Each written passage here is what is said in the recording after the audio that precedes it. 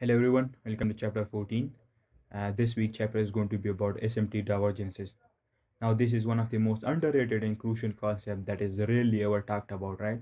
No one really knows how to properly use it, and everyone that I've seen using it has used it incorrectly, right? So in this chapter my objective is going to be to explain everything about it so that you're capable of using it properly in your analysis and to generate trade ideas and to use it as a confidence for your pre-existing trade ideas. Now, SMT divergences can be used as a great tool for gaining conviction in your analysis and accurately predicting expansions and reversals, right? Now, one thing you need to remember is that I'm releasing these chapters in a proper chronological manner, right? From basics to advanced. And every time these new chapters are released, they are related and interconnected with the previous ones, right? And the later chapters are basically more detailed explanation of the prior ones, right? While at the same time I'm also introducing you to these other concepts that would be used in your analysis, right? The same way I've decided to introduce you to SMT divergence this week, because I think that it's the perfect time for you to learn about this particular concept so that you can then properly use it to gain conviction in your higher time frame analysis or even your lower time frame entries, right? Now SMT also considers key aspect of time, so it basically its significant increases even more, right? You will learn how to do that in just a minute, right? So let's move on. First of all, right here you can see this layout of these topics that I'm going to be explaining to you in this particular chapter. They're organized in a proper manner, right? We're going to start off with introducing SMT divergences, and then we're going to move on to the rest of topics like explaining symmetrical and non-symmetrical markets and so on. So let's start. First of all, we have to be familiar with what a divergence actually is, right? So, discrepancies or change in structure between correlated markets and instruments are called divergences, right? A divergence is basically when there is a difference, right? And there is a difference and discrepancy in market structure and order flow between two closely correlated assets. This is what we call a divergence, right? Now, when we are actively identifying these divergences and these discrepancies and variations at key levels and intervals, then that means we are using SMT divergences. Identifying divergences or these discrepancies and price at key times and key levels between two correlated assets with the help of ICT concepts is basically called SMT divergences, right? With the help of SMT, we can analyze two correlated markets and assets with each other and study their structure with each other, and then based off of that, we can potentially identify or spot discrepancies or variations, and then the type of variation and discrepancy or similarity will tell us about the potential continuation or reversal in the markets, right?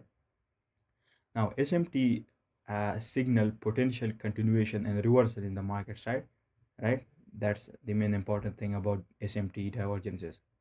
The last and most important point is that SMTs are used as a confluence for the already pre-existing trade ideas, right, in analysis. So that means you must never use it alone, all right, or you must never use it as a predominant concept or factor to form or generate a trade idea. It must be used as a confluence, right? We'll learn about that in just a minute as to why you should never do that. Moving on, in this slide, we're going to discuss what symmetrical and non-symmetrical market condition means, how does it work, and how we can use it, how we can use its core concept in our analysis to gain conviction. So, symmetry is basically defined as proportionate and balanced similarity found in two correlated or similar objects or structures, right? Now, as we're using this particular term on our charts, right, in our analysis, so the definition for us would be proportionate and balanced similarity between two market structures, right, or two order flows between two correlated assets.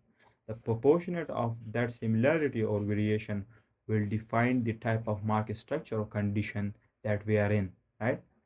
Now, symmetrical market condition occurs when two correlated assets, markets or instruments moves in complete symmetry, meaning it consistently keeps forming the market structure in order flow, right, without any discrepancy and variation, right? This type of symmetry and structure often leads to the continuation of price and a balanced price action, right? Because the market is moving in full symmetry without any disproportionate variation or discrepancies, right? That's what basically we call symmetrical market conditions. Now, these type of market structures and these type of market conditions are more suitable for the continuation of order flow in market structure, right?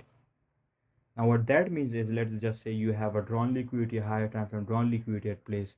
So if you use this type of market condition in order flow and that sort of framework, then it is going to be a lot higher probability for you because the market is following asymmetry and it is going toward a particular direction in a symmetrical manner, right? There is no manipulation going on by the market makers or smart money, so you can accurately and precisely trade it without any confusions or doubts. On the other hand, non-symmetrical market conditions are those type of market conditions in which there is a clear discrepancy in variation between the order flow of two correlated assets or markets, right? This type of market condition arises when two correlated assets or instruments moves in a non-symmetrical market structure and order flow, producing varying structure or different structure. This sort of symmetry in market conditions suggests that there is some sort of manipulation going on with the markets, and it basically signals to us that the smart money or the market makers are actively taking part and messing up with the charts and price action, and which potentially suggests that reversal, expansion, or explosive distributions could occur in the markets, right? Non-symmetrical market signals us that. Now, this discrepancy is called a divergence, right? And you would notice that before every reversal, expansion, or distribution of price, there's always a SMT divergence there at the top or the bottom, right? Depending upon the framework. Now, when you can accurately integrate it with other concepts and you identify an SMT divergence at a key level and at a key time, you can accurately and precisely predict expansions and reversals with the help of SMT while having a high margin of accuracy, right? SMT divergence is going to help you, this tool is going to help you to predict expansions and reversals in the markets at key swing points and at key levels during key times, right? That's how you can know when a particular profile is going to end, right, and a new one is going to start. Now, the main purpose of you knowing this is so that you are aware of the different type of market structures between two correlated assets, right, in terms of symmetry, and so that you can use this knowledge to be potentially be cautious and vigilant around price specific structures in symmetry, right? It basically acts as a filter for you. It actually is a good filter for you to avoid lower probability conditions and differentiate between the two types of symmetry and the two types of structures based on symmetry. And with the help of this particular concept, you're going to make sure that you're going to only end up taking part in quick and explosive expansions or reversal with the help of SMT divergences, right? Now let's move on and let me explain this topic even with more detail. Right here we're going to discuss with some graphics symmetrical market conditions. So there are mainly two main metrics with which you're going to measure whether the market is in symmetry or not, right? If it follows those particular metrics and those particular filters and follows a specific theme, then that would signal that the market is in a symmetrical condition. And if it doesn't, right, and if it shows variant or different structure, then it would mean that the market is in a non-symmetrical market condition, right? Also, before I move on to explain this topic, what you need to remember is that we would be using two correlated assets and markets with each other, right? And not some random two pairs. You must remember that in these examples, I'll be mostly using the euro dollar and DXY graphics to explain SMT divergence because they're closely correlated with each other and they basically move in the same manner and with the same structure, but just inverted, right? Now these two pairs are correlated with each other. Their structure is basically always almost the same, right? The next part of this chapter, I'm going to give you some combination of pairs that you can use for finding SMT divergences while using it accurately, right? Okay, so with that being said, let me explain symmetrical market conditions to you, and let me explain to you how can we determine that the market is in a symmetrical market condition, right? So basically, when the DXY or the dollar makes a lower low in its structure, and at the same time, a foreign currency such as the euro dollar or GBP USD makes a higher high, this means that the market is in a symmetrical condition. Let me explain.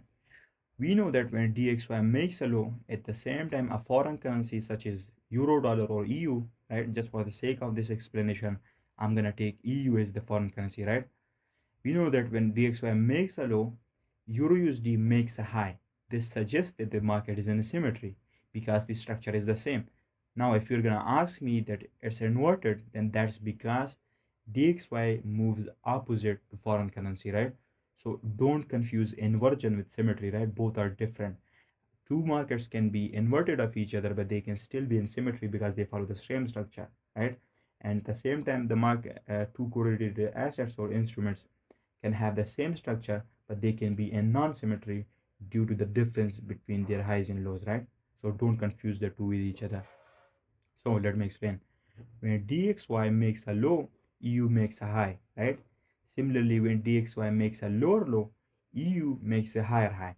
This suggests symmetry because both are moving in an inverted symmetry with each other following their structure. It may be in an inverted fashion, but they are following a symmetry because they are forming the same sort of structure just in the opposite or the inverted manner, but the structure or the symmetry is the same. This type of structure in order flow suggests that the current price action and the underlying order flow is likely going to continue, right? The way how you can use this idea is, for example, we are in a bullish market structure, right? And the order flow on Euro USD is bullish. We know that in a bullish structure, EU would reject below lows and break above highs and consistently moves higher while making higher highs and higher lows, right? That's basically how EU moves in a bullish order flow. Rejecting below lows and breaking above highs while also consistently making higher highs and higher lows. At the same time, we know that DXY is going to be in a bearish structure, right? And it will consistently be making lower lows and lower highs, moving in perfect inverted symmetry with euro dollar, right? And as long as this happens and as long as this continues, both the assets are going to be in a symmetrical condition. And this means that the underlying order flow or the underlying structure for both DXY and EU would continue, and there are no signs of reversals at the moment, right? One important thing is that currently we're talking about DXY and euro dollar as examples, right? But let's say you are an indice trader, right? Or a commodity trader, then to use this concept there as well, you need to be aware of this simple framework, right? That first of all, you have to take a benchmark asset like ES or gold and then compare it with an underlying asset such as NQ for ES or silver for gold respectively, and then you're going to compare the data and the price action of both of the charts, and then if you find any discrepancy between them, that would basically be an SMT. And if you don't find any discrepancy or variation, then that would mean that both the pairs are and assets are moving in symmetrical market conditions, right? So in this case, the benchmark asset is DXY, and I'm comparing it with the underlying asset, which is the foreign currency of euro dollar or EU, right? So remember that, right? Hopefully you got it. Now let's move on to the next slide to explain the second scenario of a symmetrical market condition. So another scenario for symmetrical market condition is when DXY or the benchmark asset makes a higher high, right? And the underlying or the foreign currency makes a lower low, right? This type of structure in order flow basically confirms symmetrical market condition, and it suggests that the underlying structure is going to continue, right? This is how you're going to determine whether we are in a symmetry or not. Now let's move on and discuss non-symmetrical conditions, right? So once you go through this part, then you can understand what is the difference between the two type of condition, what is the difference between symmetrical conditions and non-symmetrical, right? So when there is a discrepancy in variation in the structure between two correlated assets, that suggests non-symmetrical conditions, right? And such type of non-symmetrical conditions can be used for different objectives, such as accurately predicting reversals and expansions in the markets and so on, right? The way how we are going to determine and gauge and measure whether the structure is in a non-symmetrical market condition is following uh, through the following metrics and using the following framework, right? So in a non-symmetrical market condition, when DXY or the benchmark asset makes a lower low, the foreign currency or the underlying asset makes a lower high and fails to trade above the previous high. This is what we call a divergence and discrepancy and variation in price, right? And this suggests that there is an SMT, right? This type of non-symmetrical structure suggests that there is some tomfoolery going on and the market makers are actively taking part and the manipulation is going on. This type of structure does not confirm current price action, and it suggests us that the underlying structure in order flow is not likely to continue and maybe a potential reversal is on under the way, right? Now, the reason this is non-symmetry and the conditions are non-symmetrical is because DXY made a lower low and the foreign currency, which is EU for us, could not make a higher high respectively, right? And it failed to trade higher above the previous high and only made a lower high. Whereas on the other hand, DXY did indeed made a lower low and traded below the previous low, right? You can clearly see there is non-symmetry in the order flow in this, and the structure is varying and there is difference in structure, right? DXY was able to make a lower low, EU could not, and it failed to trade above the previous high, and it suggests non-symmetry, right? And this suggests that underlying order flow is not able to continue, and the reversal or a potential distribution can happen in price, changing the whole order flow and turning it upside down, right? When you see these types of sign in price, you're going to become cautious, trying to find. You're going to become cautious when trying to find continuation trades there, right? Because now the market has shown non-symmetry, and the strength of the underlying order flow has decreased significantly, and the reversals are potentially underway, right? So another scenario for non-symmetrical market condition would be the following: when DXY fails to make a when DXY fails to make a higher high, a foreign currency makes a lower low.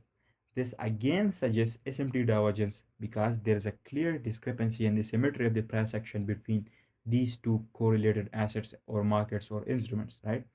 If DXY failed to make a higher high, then the underlying or foreign currency should have also failed to make a lower low to continue the symmetry, but it did not, right? Because it made a lower low and showed a discrepancy, which suggests that there is non-symmetrical market condition in price and the underlying market condition is non-symmetrical, right? This type of non-symmetrical condition suggests that the underlying order flow is not able to continue and price does not confirms the current price action. Now let's move on and let me give you some combination of some important pairs and assets which you can use to find SMT divergence or discrepancies in price, right? That will potentially assist you in your analysis.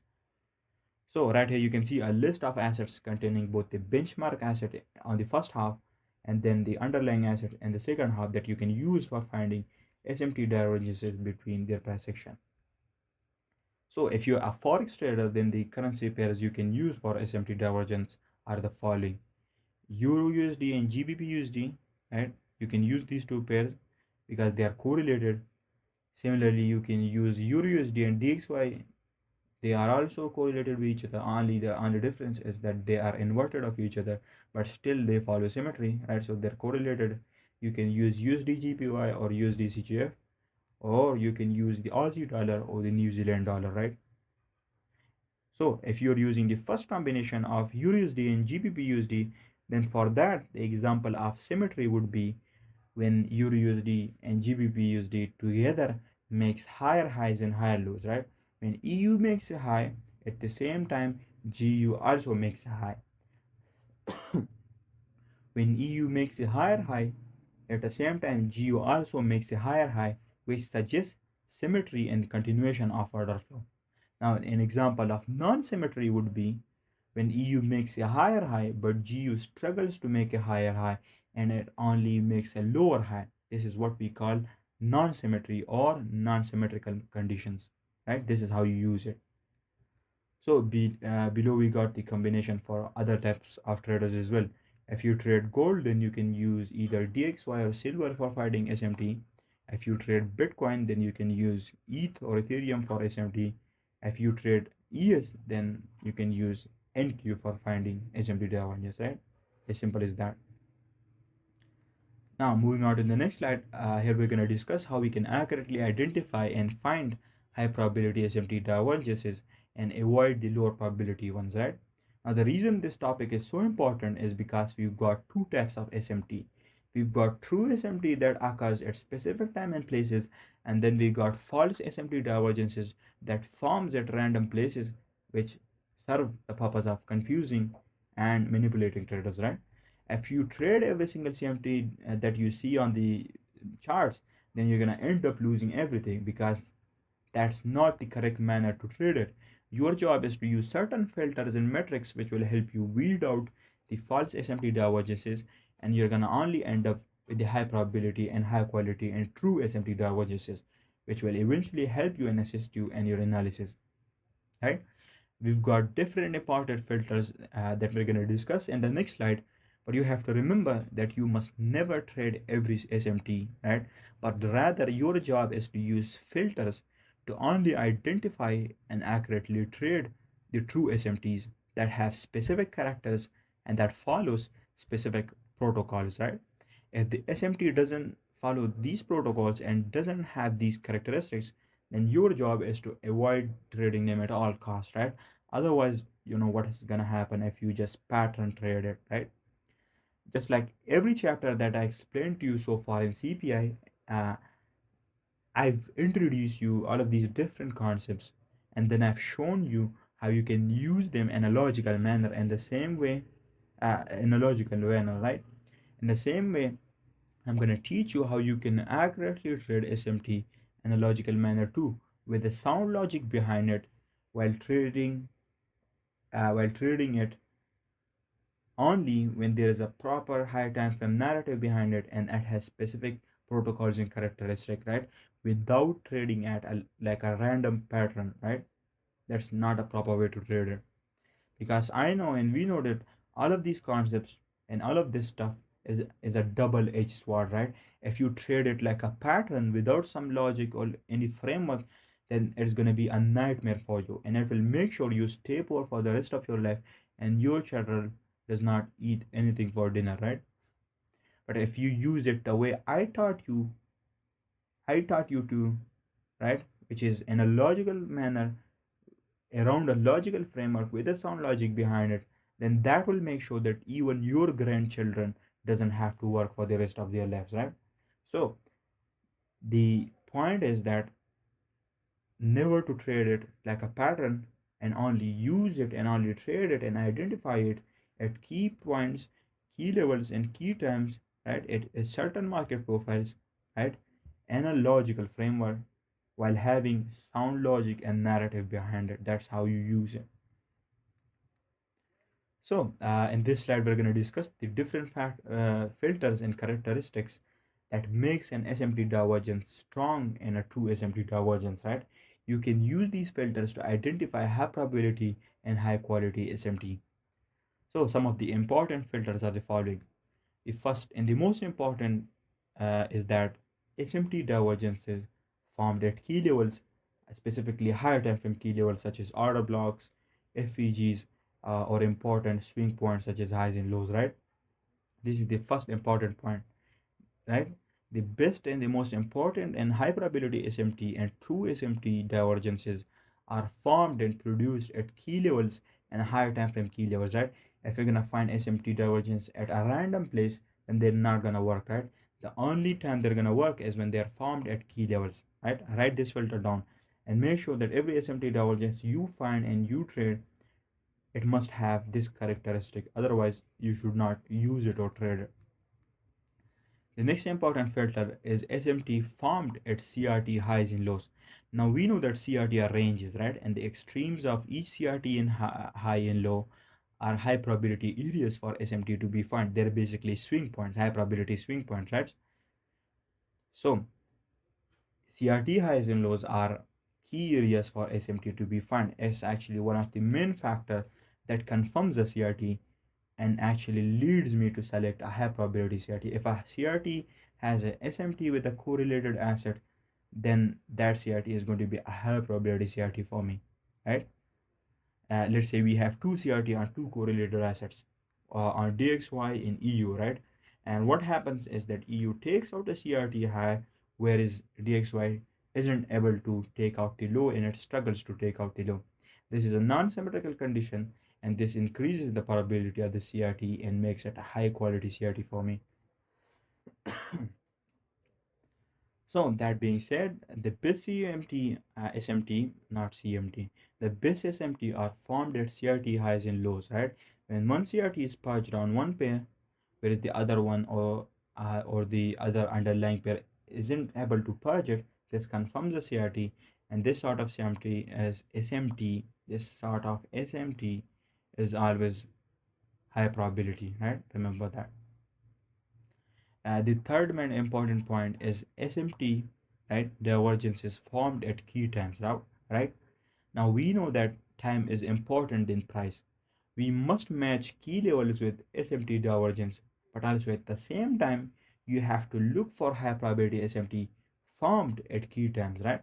For example, during London Open, during 3 a.m. or during New York Open, you're only gonna trade these type of SMT formed at key times. If it's formed during the Asian session, then obviously you're not gonna trade it because that's not a key time for EU, right? For SMT to be formed or for any significant expansion or reversal to be occurred, to be formed, right? And if you trade that sort of CRT formed at Asian session or during Asian session, then most likely they won't work, right? So to only end up with high probability CRT, you must look for SMT to be formed at key times and key levels, right? The next important filter that you can use is that SMT formed at previous week or day highs and lows, right? These are important swing points for potential reversals or expansions to occur in the market, right? SMT are most likely to be formed at such key swing points. Now, one of the most important thing you need to remember is that you're going to integrate and combine all of these concepts and the prime concepts with each other in a proper logical manner, right? With conjunction with each other, right? And you're never going to use it alone, because obviously, if you use it alone, then that would be you just pattern trading it. But if you use a logical framework to combine and integrate all of the other concepts like key levels, dealing ranges, market profiles, and so on, then that will make sure you're using it properly, right? That's how you properly use it. One of the most one another important thing about SMT is that you must look for SMT while targeting the higher time frame down liquidity.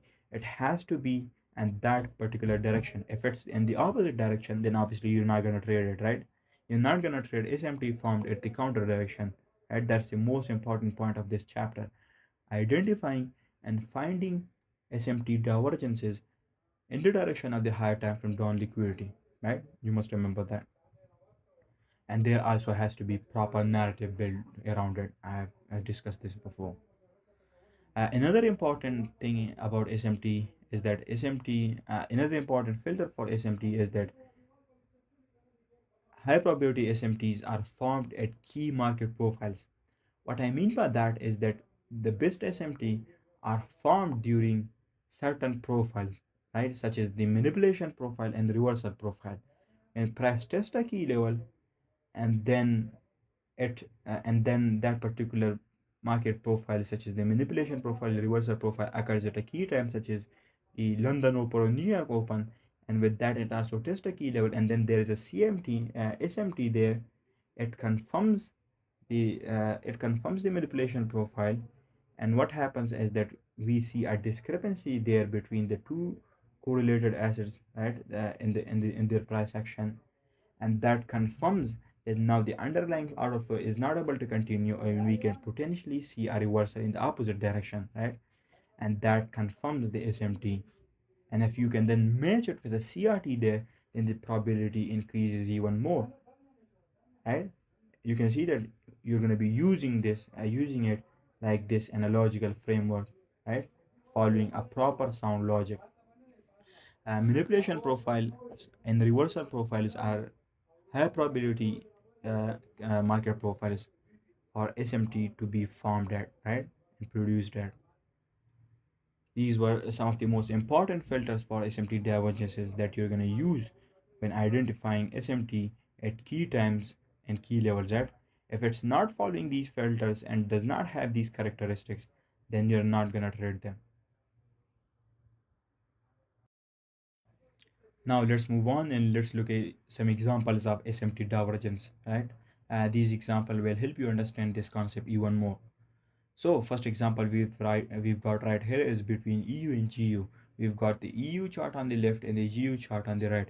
Right there you can see that both of were moving in complete symmetry until they reached closer to the key level, right? To the higher time frame key level. Right here around the key level you can see that both EU and GU made a high, right? What also happened with those highs is that that particular high of EU did not test a key level, but GU did. But what's sure is that both of them formed a high, right? Which means that they are in asymmetry for now. What happened next is that EU went higher to trade above the high that it made previously and made a higher high, whereas on the other hand, you can see that GU failed to make a higher high, but it instead made a lower high. So you can see there is non-symmetry between both pairs, and we know that this sort of discrepancy in symmetry does not confirm current price action, and it suggests that there is a potential manipulation going on and the underlying order flow is not able to continue, and that there could be a potential reversal, right? And you can see that after the discrepancy in SMT, the underlying order flow did not continue and price reversed from there and the reversal occurred. What you can also see is that this particular SMT was formed at a key level, at a high time frame key level. That's why it worked out the way it did, right? Another important factor could have been that this SMT was overall formed at a key time such as the New York Open, and that would have increased the probability of the SMT even more, right? This was like a really good example for you to understand the dynamics of SMT divergences. Now let's move on to the next example and let's discuss what we've got there. So here is another example of SMT divergence right here. You can see that we've got EU and GU charts again, right? And you can see that what's going on here is that EU and GU both first of all made highs, and after that what happened is that EU failed to make a higher high, but GU actually made a higher high, which suggests non-symmetry. And what happened is that it formed an SMT divergence, it confirmed the SMT divergence, and after that price reversed from there and a reversal occurred. This is how you could have expected a reversal profile, and you could have predicted this expansion. Another important factor here is that there was also a higher time frame key level right here, right above, which price tested. You cannot see it because I haven't run it out, but there was a higher time frame key level right here, which increased the probability of the SMT divergence even more. Another important factor is that the SMT divergence was formed at a key time during Tuesday and Wednesday, right? And after that, price expanded lower the rest of the week and had an weekly range expansion lower. Here is another example of SMT divergence right here. You can see that the divergence was formed at 5 a.m., which was a main factor behind this divergence, and you can now clearly see the dynamics behind this SMT. One asset, the benchmark asset, made a higher high, whereas the other one, the underlying asset, failed to make a higher high, which confirms non-symmetry, and a reversal occurred after that. Here is another important graphical representation of SMT divergence around CRT. You can see right here is that one asset purged the CRT high at a key time and tested a key level, but the other one did not, and it struggled to take out the high, which showed non-symmetry in the market turned into a non-symmetrical condition, right? And it increased the probability of this CRT even more. You would have traded this CRT right here because it's an important CRT because of this SMT right here.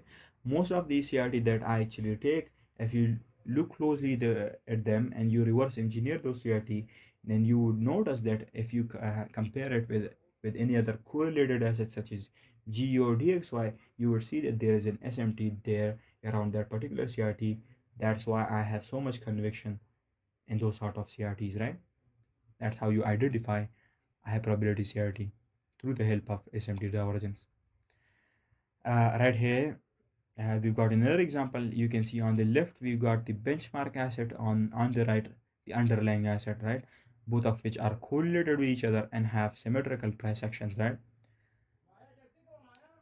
What you can see right here is that after the CRT was formed, on both pairs, one of the asset purged the CRT, whereas the other one did not. And this again, you can see that showed non-symmetry, right, in price action. And you can see that the asset that actually purged the CRT went and moved on to reach the first target, and the CRT played out perfectly. And this was a high probability CRT because of the SMT divergence that it had. If you had seen this price action line, then you would have chosen and traded the CRT because it had an SMT divergence. Here is another example of SMT divergence at the extremes of CRT. You can see right here. Another one right here. One of the asset purged the CRT, whereas the other one did not, and price reversed from there, making it a high probability CRT. Now let's move on to some charts and let's look at some examples, some more examples.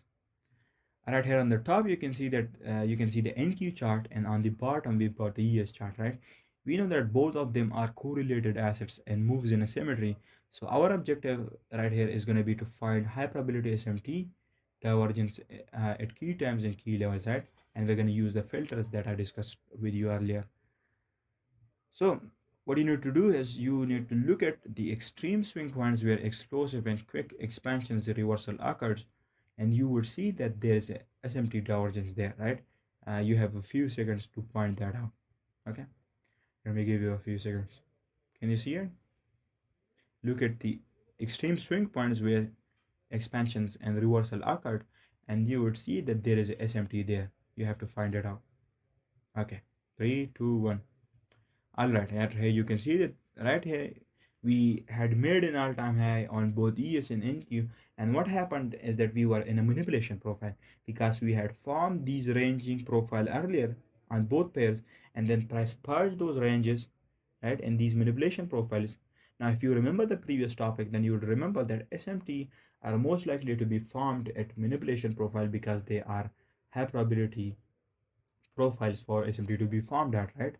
And what you can see right here is that we were in a manipulation profile. We tested a higher time frame key level, right? And both ES and NQ formed an SMT there, and that SMT divergence showed discrepancy in non-symmetry in price action. And we know that non-symmetry means that the underlying order flow is not going to continue, and price is likely going to reverse from there, and expansion could occur in the opposite direction, right?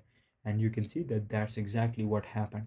Price reversed and expanded from there after SMT divergence, right? And that SMT signaled the top of the market.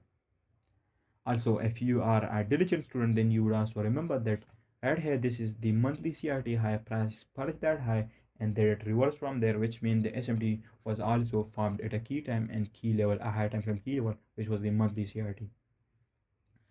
Here is another example right here. It's the shortest for you to identify the SMT divergence here.